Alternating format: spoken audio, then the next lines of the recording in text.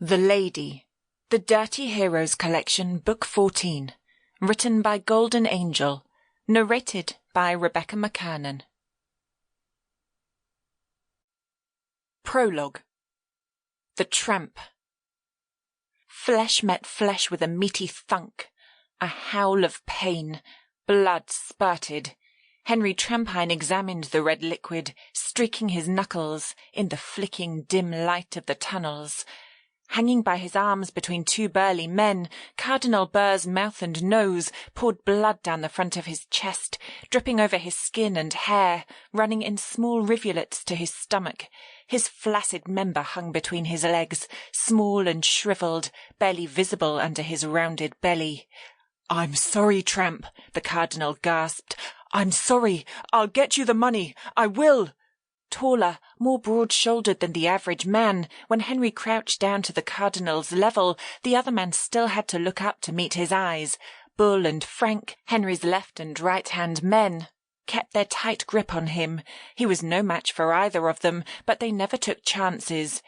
It was why Henry considered them his best men. "I know you will, Cardinal," he replied, his voice low and calm, almost reassuring. The Cardinal shuddered.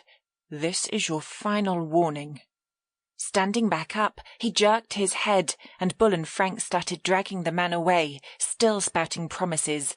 Pulling a rag from the inside of his jacket, Henry wiped the blood off of his hand, his mind already moving on to other things.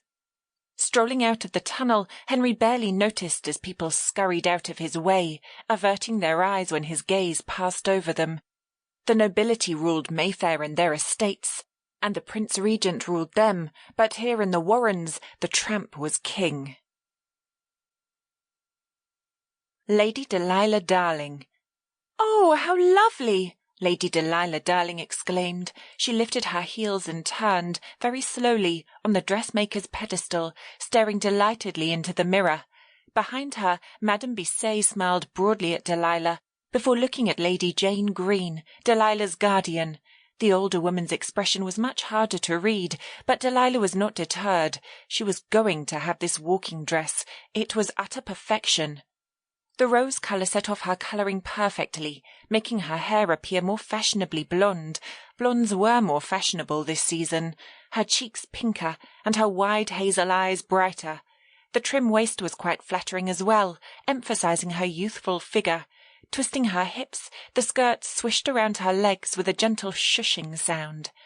Lady Delilah loved beautiful things. Moreover, she appreciated them.